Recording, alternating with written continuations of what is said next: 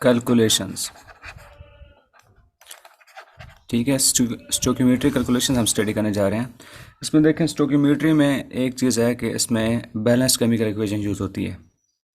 अब वो balance chemical equation में, ठीक है, इसमें क्या होता है, स्टोकियोमेट्री होती क्या है, I have already told you कि क्या होती है। इसमें आपके पास बैलेंस केमिकल इक्वेशन होती है, ठीक है, और उसको यूज़ करते हुए आप ना रिएक्टेंट्स या प्रोडक्ट्स के आपस में मोलर रेशो को फाइंड आउट कर सकते हैं। क्वांटिटेटिव रिलेशनशिप आप फाइंड आउट कर सकते हो। Stoichiometry gives us quantitative relationship, quantity wise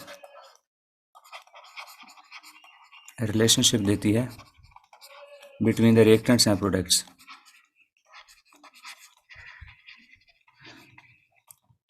अच्छा, अब इसकी कैलकुलेशन जो हमने करनी है उसमें सबसे इम्पॉर्टेंट क्या चीज़ है, तो मैं आपको कुछ बताने जा रहा हूँ। आप ना इसमें मोल्स को मोल के साथ कंपेयर कर सकते हैं। You can find out the number of moles if you know the number of moles of the reactants.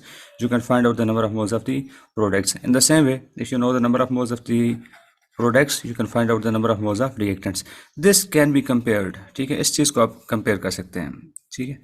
अब ज़रा देखिए, नंबर ऑफ मोल्स आपको किस तरह किन किन चीज़ों से फाइंड आउट करने हो सकते हैं। मोल्स आपको गिवन क्या होगा, समटाइम आपको मैस होगा, तो मैस से आपको मोल्स फाइंड आउट करने होंगे, ठीक है।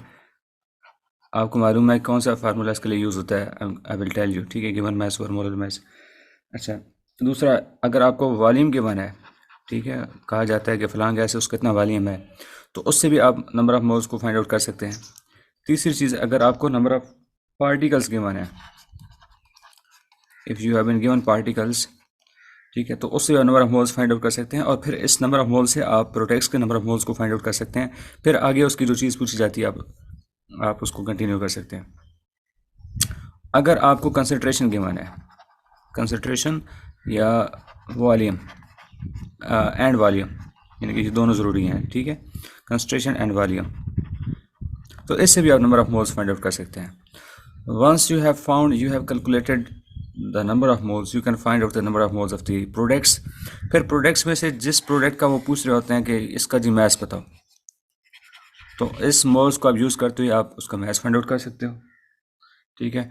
और इस मोल को यूज़ करते हो, उसका आप किसी कोई गैस है उसका वॉल्यूम पूछा जाता है तो आप वॉल्यूम फाइंड आउट कर सकते हो। इसी मोल्स को फाइंड आउट करते देखते हुए आप number of particles find out कर सकते हो प्रोडक्ट्स में से किसी का, और इसी तरह किसी की आप आई मीन टू से कि कंसंट्रेशन भी फाइंड आउट कर सकते हो, ठीक है, if volume is provided. Number of moles तो यहाँ से फाइंड आउट हो जाएंगे, और अगर आपको वॉल्यूम गिवन है, ठीक है, और डेफिनेटली ये प्रोवाइडेड होता है, ठीक है, वॉल्यूम आपको गिवन है लेकिन ये डीएम क्यूब में होता है, ठीक है।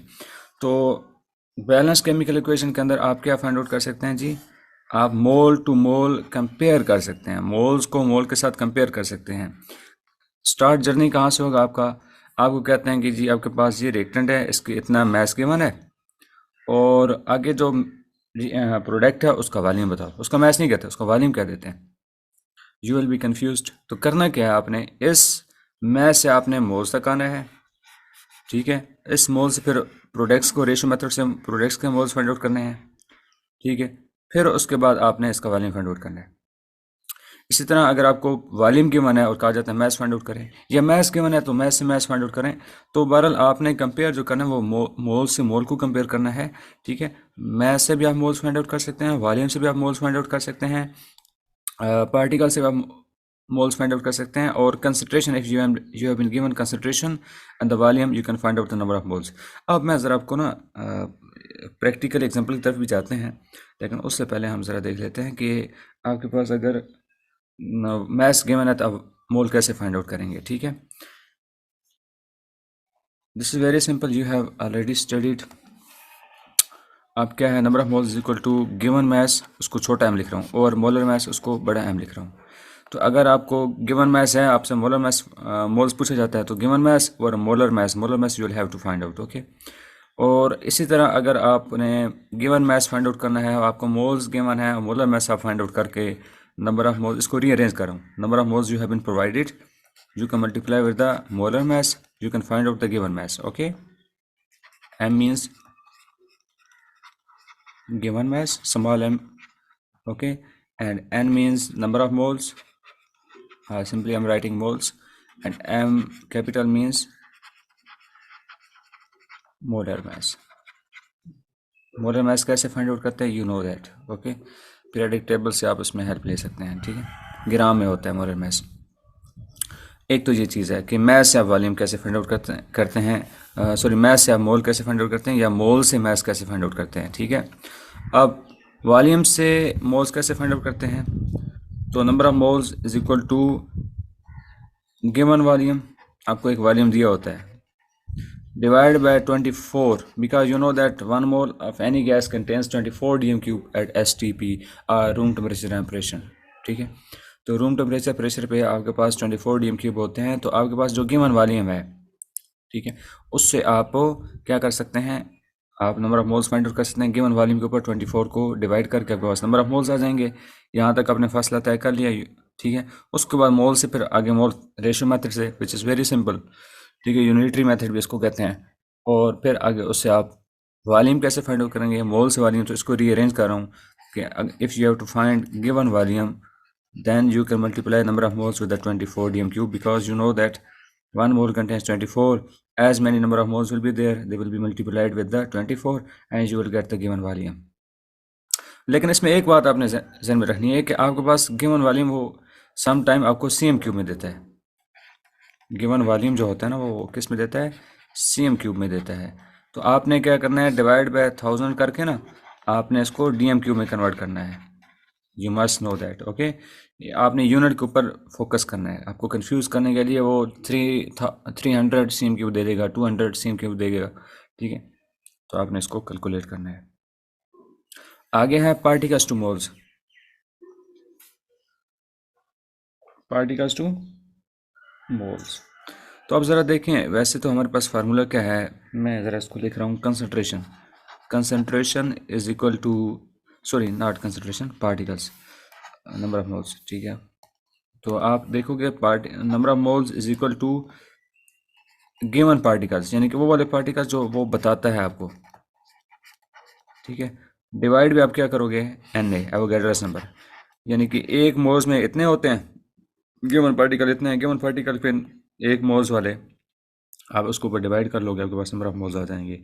Do you know what is Na? Na is the Avogadro's number, ठीक है, 6 × 10⁻23, and A is always capital, remember that, but is written as subscript, मतलब नीचे लिखा जाता है, it stand for Avogadro's number, okay. चलें जी,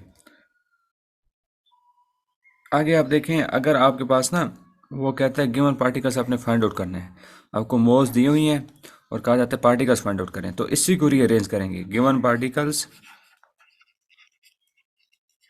गिवन मैं इसलिए लिख रहा हूँ ताकि आपके पास क्लियर हो जाए कि वो वाले particles which are different from the Avogadro's number of particles, okay. तो या पार्टिकल्स भी आप सिंपल लिख सकते हैं। तो आप क्या करोगे, number of moles multiply by Avogadro's number, ठीक है। तो आपके पास 1 × 6 × 10⁻23 होगा, तो इतने हो जाएंगे। जितने नंबर ऑफ मोल्स ज़्यादा होंगे, इस तरह number of particles, Avogadro's number भी, नंबर ऑफ पार्टिकल्स भी ज़्यादा होते जाएंगे, ठीक है। तो यहाँ तक आपके पास हो गया पार्टिकल्स टू मोल्स, और मोल से फिर पार्टिकल्स, ठीक है। अच्छा, उसके बाद आपके पास आता है कंसंट्रेशन से नंबर ऑफ मोल्स कैसे फाइंड आउट करेंगे। तीसरी चीज़ है कंसंट्रेशन। कंसंट्रेशन किस में होती है, कंसंट्रेशन है the moles of the solute, moles of the solute, यानी कि वो जो कम मिकदार में होता है, डिजॉल्व इन सोल्यूशन, सोल्यूशन का हम वॉल्यूम लिखते हैं, मोल पर डीएम क्यूब होता है, ठीक है, वॉल्यूम हमेशा डीएम क्यूब में होता है। तो अब आपने number of moles find out करने हैं, तो मोल्स किसकी करूँगे, moles is equal to concentration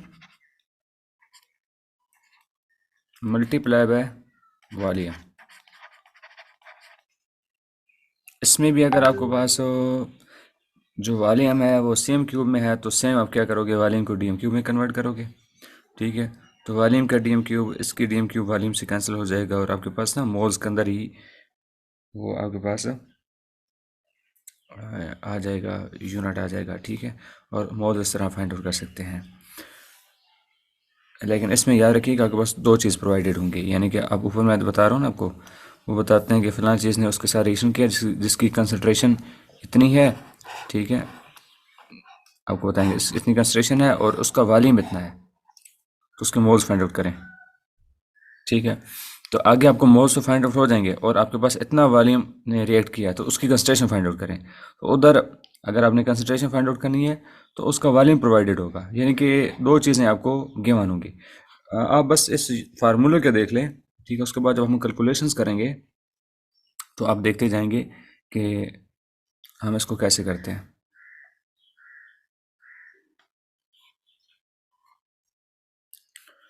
तो balance, I am going to summarise it. Balance chemical equation में आप देख लो, आपके पास हमेशा मोल टू मोल रेशो होती है। You can compare moles with the moles, okay. Moles को मोल के साथ कंपेयर कर सकते हैं। तो इसलिए मोल्स तक पहुंचने का क्या तरीका है कि मैथ से मोल्स फाइंड आउट करने पड़ते हैं, वॉल्यूम से मोल्स फाइंड आउट करने पड़ते हैं, पार्टिकल से मोल्स फाइंड आउट करने पड़ते हैं। कंसंट्रेशन गिवन है और वॉल्यूम गिवन है। यहाँ पे वॉल्यूम में ट्रिकी हो सकता है कि आपके पास सीएम क्यूब में हो सकते हैं, आपने उसको डीएम क्यूब में कन्वर्ट करना है, उससे आप मोल्स फाइंड आउट करेंगे। फिर मोल से आगे दूसरे मोल्स फाइंड आउट करेंगे प्रोडक्ट्स के, ठीक है। और प्रोडक्ट से फिर आप आगे वो कहा जाता है कि आपने इसका इतना मैथ गिवन है, उसका इतना वॉल्यूम फाइंड आउट करें, इसका इतना मैथ गिवन है, उसको इतना मैथ फाइंड आउट करें, ठीक है। या इसका इतना वॉल्यूम है तो उसका इतना। तो आपके पास रास्ता कौन सा है, मीडियम कौन सा है, मोल टू मोल, ठीक है।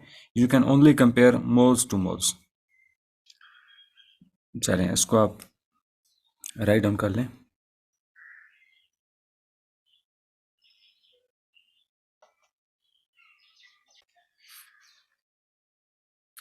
इसके अलावा स्टोकियोमेट्री में जो अहम चीज़ है जिसके बारे में हमें जानने की ज़रूरत है, वो एक है वॉल्यूम टू वॉल्यूम रेशो। कि अगर आपके पास सारे जो रिएक्टेंट्स हैं और प्रोडक्ट्स हैं वो गैसेस हैं, तो उनमें एक और रेशो होती है मोल रेशो के अलावा, volume to volume ratio, which is very beneficial for their stoichiometry calculations. तो volume to volume ratio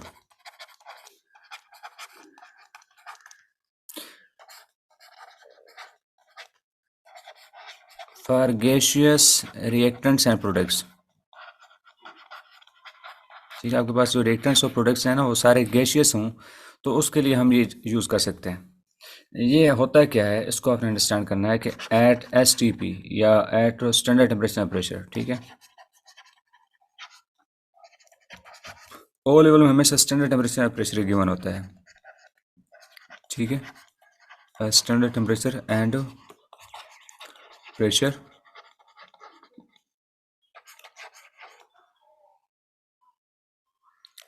the molar ratio of reactants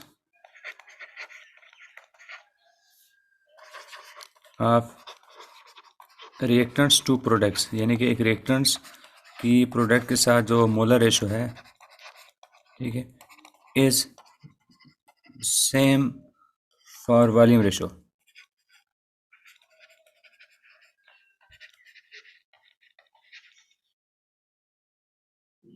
इसकी मैं आपको एग्जांपल देता हूँ। एग्जांपल भी आपने फोकस करना है, ठीक है। पहले आप देखें ना कि आपके पास कार्बन मोनोऑक्साइड है, ऑक्सीजन के साथ रिएक्शन करेगी और साथ क्या बनाती है, कार्बन डाइऑक्साइड बनाती है। इसको बैलेंस करने के लिए दो कार्बन मोनोऑक्साइड लेता हूँ, ये मॉलिक्यूलर फॉर्म में होती है, तो दोनों के साथ एक एक ऑक्सीजन लग जाती है, तो दो कार्बन डाइऑक्साइड बन जाती है। ये भी आपके पास गैस है, ये भी आपके पास गैस है, ये भी आपके पास गैस है। अगर आपसे कहा जाए इस केस में कि इसके ना आपके पास 200 सीएम क्यूब ने कंप्लीटली रेट किया है, तो इसका वॉल्यूम कितना होगा। तो पहले तो ये तरीका है कि इसके वॉल्यूम से आप जाओ, इसके मोल्स फाइंड आउट करो, इसके मोल से फिर इसके मोल फाइंड आउट करो, फिर उससे वॉल्यूम में जाओ। एक और सिंपल स्टेप है जो कि मैं आपको बताना चाह रहा हूँ कि जिस तरह मोल्स को मोल के साथ कंपेयर कर सकते हैं, इस तरह वॉल्यूम को वॉल्यूम के साथ कंपेयर कर सकते हैं। If the reactants and the products you can say the components are the gaseous, यानी कि ये गैसियस होते हैं, इनकी जिस तरह मोलर रेशो आपस में सेम होती है, इस तरह इनकी वॉल्यूम रेशो भी सेम होती है। लेट मी टेल यू, करेंगे क्या, carbon monoxide ratio carbon dioxide, इसकी पहले मोलर रेशो लिखूंगा, 2 मोल इसके कार्बन मोनोऑक्साइड के और 2 मोल किसके बनते हैं, कार्बन डाइऑक्साइड के बनते हैं। इसी रेशो के साथ हमारे पास वॉल्यूम रेशो होती है, जिस तरह ये मोलर रेशो है इसी रेशो के साथ वॉल्यूम भी चेंज होता है। ये हमारे पास फॉर गैसियस प्रोडक्ट हमारे पास होता है कि रिएक्टेंट्स ऑफ प्रोडक्ट्स आपस में जिस तरह एट एसटीपी स्टैंडर्ड टेम्परेचर और प्रेशर पे जिस तरह उनकी molar ratio reactants of products की आपस में होती है, इस तरह ही वॉल्यूम रेशो होती है। जिस तरह ये मोलर रेशो यानी कि इसके 2 मोल्स इसके 2 मोल्स बना रहे हैं, इसके 1 मोल इसके 2 मोल्स बना रहे हैं, ठीक है। तो इसी तरह इसकी 200 cm³ इसकी भी 200 cm³ बनाएंगे विद द सेम रेशो, ठीक है। तो हम लिखते हैं पहले molar ratio 2:2, this will be the molar ratio. एक बार फिर जी वो चलें, इसमें देखिए ना, मैं आपको ये बताना चाह रहा हूँ कि अगर आपके पास रिएक्टेंट्स और प्रोडक्ट्स आपके पास गिवन है, रिएक्टेंट्स और प्रोडक्ट्स गिवन है जो कि गैसियस है, तो जिस तरह उनकी मोलर रेशो होती है, यानी कि मैं कहता हूँ ना कि इसके 2 मोल्स इसके 1 मोल के साथ मिलके इसके 2 मोल्स बनाते हैं, ठीक है। इसका देखें ना, यहाँ पे 1 मोल है, ठीक है। आई एम नॉट राइटिंग है just to make it clear. तो 2 मोल इसके इसके 1 मोल के साथ मिलके इसके 2 मोल बना रहे हैं। तो आप ज़रा इसमें देखोगे कि जिस तरह इनकी मोल रेशो है कि 2 moles of this 1 mole of this will form the 2 mole of carbon dioxide, same is the ratio of the volume. यानी कि अगर इसके हमें कहा जाए कि कार्बन मोनोऑक्साइड ऑक्सीजन के साथ रिएक्शन करके कार्बन डाइऑक्साइड बनाती है, this is the balance chemical equation. और अगर आपके वो कहता है कि कार्बन मोनोऑक्साइड ने उसके 200 cm³ हमने लिए तो कितनी कार्बन डाइऑक्साइड बनेगी, तो हमें कार्बन मोनोऑक्साइड के जो ये वॉल्यूम है उससे इसके मोल्स में जाकर फिर इसके मोल को इसके मोल के साथ कंपेयर करके फिर वॉल्यूम निकालने की ज़रूरत नहीं है। हम सिंपली कह सकते हैं कि यानी कि इस मेथड से हमें ये फ़ायदा होता है कि जिस तरह हम मोल्स आपस में रेशो उनकी करते हैं, जिस तरह मोल्स को आपस में कंपेयर करते हैं, इसी तरह वही रेशो उनकी वॉल्यूम की होगी। यानी कि मैं आपको बता रहा हूँ कि ये कार्बन मोनोऑक्साइड है, रेशो कार्बन डाइऑक्साइड ली है, इसके 2 मोल इसके 2 मोल बनाते हैं, 2:2 हो गई है। तो अगर इसके 200 cm³ वॉल्यूम है तो इसकी कितने बनेंगे, x। तो पहली वाली आप लोगे इसमें कौन सी रेशो, मोलर रेशो, दूसरी कौन सी रेशो लोगे, volume ratio. This is only for gaseous reactants and products. तो आप देखोगे कि ये 2x इज इक्वल टू 2 × 200 और x is equal to 2 × 200 divide by 2, ठीक है, तो इज इक्वल टू 200 cm³। अच्छा, अब इससे क्या पता चलता है कि अगर इसके 2:2 है, जितनी इसके मोल्स हैं आपस में रेशो वो सेम है, तो वॉल्यूम रेशो भी क्या होगी है, सेम होगी। 200 cm³ इसके यूज़ हो रहे हैं तो 200 इसके भी बनाएंगे। तो अब इस आपको क्लियर होगी कि इसके जिस तरह मोलर रेशो सेम है इस तरह वॉल्यूम रेशो भी क्या होती है, सेम होती है। This is only for the gaseous reactants and products. इसकी मज़ीद आगे एग्जांपल्स आ रही हैं, उसको हम डिस्कस करते हैं इंशाल्लाह। Do you have to write it? Yes sir. Okay, we are going to solve some other examples of volume to volume ratio, ठीक है। अब आपके पास रिएक्टेंट्स और प्रोडक्ट्स इसमें गैसियस होना ज़रूरी है। मैं एक और एग्जांपल आपको देता हूँ, एग्जांपल 2।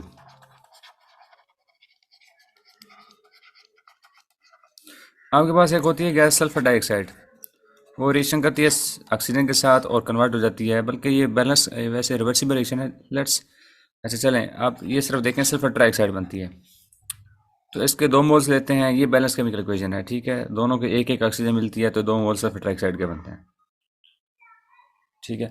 तो अब जो आपके पास सल्फर डाइऑक्साइड है वो भी गैस है, ऑक्सीजन जो है वो भी गैस है और सल्फर डाइऑक्साइड है वो भी गैस है। आपसे कहा जाता है कि आपके पास सल्फर डाइऑक्साइड और ऑक्सीजन से मिलकर बनी है और सल्फर डाइऑक्साइड का जो वॉल्यूम है वो है आपके पास 600 cm³। तो सल्फर डाइऑक्साइड के साथ ऑक्सीजन मिली है तो ऑक्सीजन कितनी कंज्यूम हुई होगी, यानी कि 2 मोल सल्फर डाइऑक्साइड के 1 मोल ऑक्सीजन का मिलकर सल्फर डाइऑक्साइड बनती है, ये तो होगी मोलर रेशो। तो अब आपसे कहा जाता है कि आपके पास वॉल्यूम क्यों बना है, वो कहते हैं कि 600 cm³ सल्फर डाइऑक्साइड बनी है, डेफिनेटली इनकी इसी रेशो से आपस में जो रिएक्शन हुआ है उससे बनी है। सल्फर डाइऑक्साइड और ऑक्सीजन के आपस में जो रिएक्शन हुआ है उससे सल्फर डाइऑक्साइड बनी है। तो वो कहते हैं कि जितने आपके पास 600 सेम क्यूब जो सल्फर ट्राइऑक्साइड बनी है उसके लिए ऑक्सीजन कितनी कंज्यूम हुई होगी। जरूरी नहीं कि हम रिएक्टेंट से प्रोडक्ट्स फाइंड आउट करें, हम प्रोडक्ट से भी रिएक्टेंट फाइंड आउट कर सकते हैं। ठीक है, तो अब हमारे पास वही चीज़ है, ऑक्सीजन रेशो सल्फर ट्राइऑक्साइड। ठीक है, तो अब ज़रा देखें इसका एक मोल, पहले तो मोलर रेशो होती है, यू नो दैट पहला स्टेप कौन सा होता है, मोलर रेशो, क्योंकि मालूम है कि molar ratio is equal is same as the volume ratio. ठीक है, if reactants and products are gaseous, तो ये तीनों गैसियस हैं। ठीक है, या at least which we are comparing they have to be gaseous. ठीक है, इनके आपस में रेशो, मोलर रेशो और वॉल्यूम रेशो सेम होती है।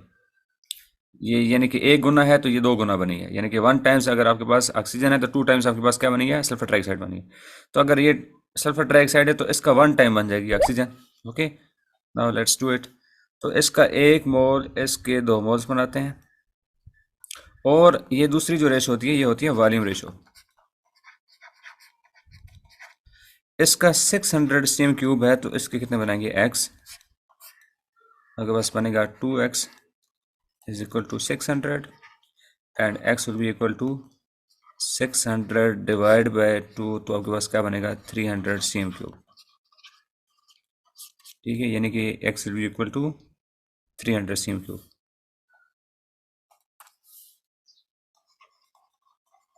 तो देख लें वही बात है जिस तरह 1:2 था, यानी कि इसका 1:2 है मोलर रेशो जो है, इसी तरह ही वॉल्यूम रेशो है। 300 ये है तो इसके 2 क्या बन जाएगा, 600 है। ठीक है, तो हम इस तरह अगर गैसियस रिएक्टेंट्स या प्रोडक्ट्स हैं तो उसकी जिस तरह मोलर रेशो है उसी को यूज़ करते हुए वॉल्यूम रेशो भी हम फाइंड आउट कर सकते हैं, because molar ratio is same like the volume ratio. ठीक है,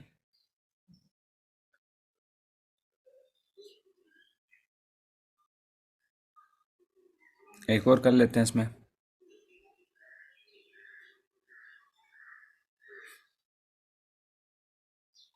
सर पास पेपर से इसके कोई करते हैं पास पेपर से भी, पास पेपर से करते हैं। अच्छा, आगे हम इसको कर लिया था, आपने नोट डाउन कर लिया। Yes sir. Sir Usman Shaikh कह रहे हैं हम बार बार सेम क्यूब क्यों ले रहे हैं। क्या ले रहे हैं, सीएम क्यूब, डीएम क्यूब ले लें, मसला नहीं है, डीएम क्यूब ले लो, ये भी डीएम क्यूब में आ जाएगा।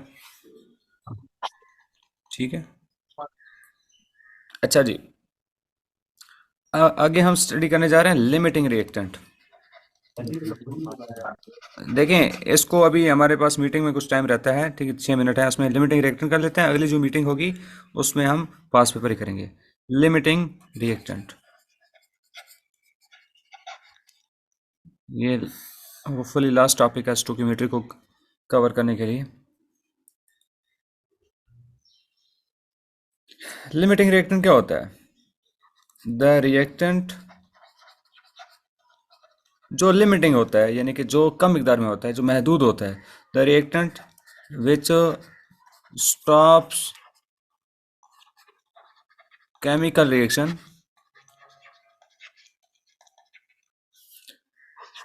Due to its least or limiting, least कम, या लिमिटिंग भी इसको कह रहा हूँ, लिमिटिंग अमाउंट।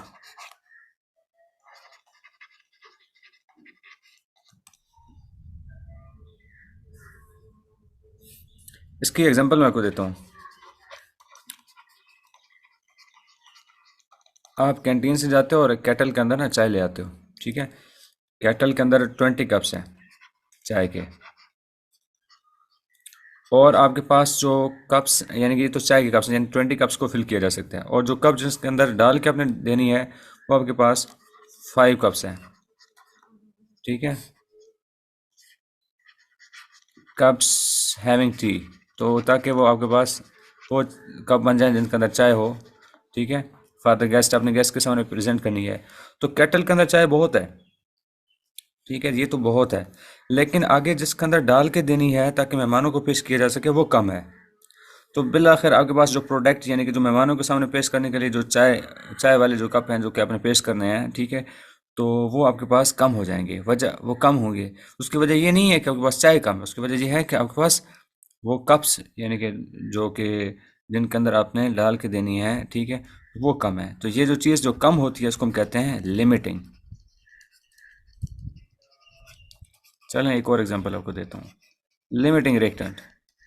और ये आपके पास क्या है जी, एक्सेस में होता है, it is an limiting and it is an excess. एक और एग्जांपल देता हूँ, वेरी फेमस। अच्छा, on the Wednesday at dinner time you have meat plus roti. रोटी को रोटी ये कहते हैं, ब्रेड भी कह सकते हैं, रोटी से मैं लिख रहा हूँ। तो आपके पास you eat it, okay, you have to eat it. तो इसमें देखें आपके पास क्या चीज़ कम होती है, क्या चीज़ लिमिटिंग होती है, उससे ना आपके पास गोश्त कम हो जाता है, दिस इज लिमिटिंग, ठीक है। और रोटियां बच जाती हैं, ठीक है, रोटियां क्या होती हैं, एक्सेस में होती हैं, ठीक है। हालांकि लिमिटिंग नहीं होता, वैसे कंज्यूम आप लोग ज़्यादा करते हैं ना रोटी के साथ, तो बहरहाल मीट के ऊपर हमेशा मसाइल होते हैं। तो वो चीज़ अब आगे आगे आप खा नहीं सकते, अब यानी खाना एक समझ लीजिए प्रोडक्ट है, ठीक है। तो वो किस पे डिपेंड करता है कि आपके पास ये जो चीज़ जो कम मिकदार में है, जो कि आपके पूरा प्रोसेस को रोटी के साथ गोश्त लगा के खाना या सालन लगा के खाना, ठीक है, जो मीट की जो करी है, ठीक है, वो कम होती है। द रीज़न क्योंकि ये कम होता है तो ये इसकी वजह से आप खाना बंद कर देते हैं, you stop eating because you have no more meat, you have no more curry to eat, okay, even you have rotis in excess. चलें एक और एग्जांपल सिंपल सी, आपके पास ना गैस है,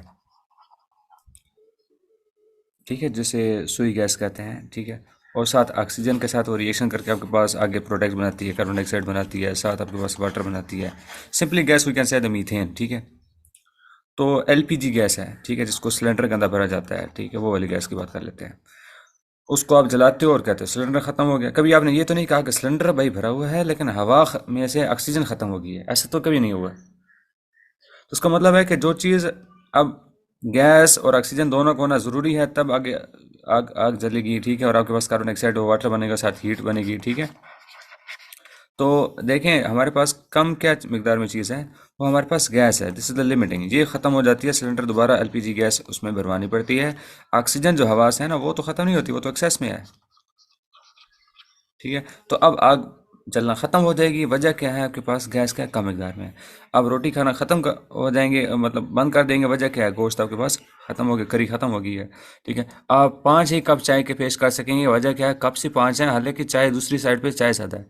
तो देखें इस रेशो में दोनों का होना ज़रूरी होता है, दोनों रिएक्टेंट्स का आपस में एक खास रेशो में, ठीक है, आपस में मिलना फिर आगे प्रोडक्ट्स बनते हैं ना। तो अब आपके पास कप्स क्या हो गए, कम है, तो इसलिए आप मेहमानों को सिर्फ 5 ही कप दे सकते हैं, ठीक है, चाय पेश कर सकते हैं 5 मेहमानों को आप, ठीक है। और बाकी चाय मौजूद है लेकिन कप्स नहीं है आपके पास। I hope you would have understood it. इसको आप नोट डाउन कर लें।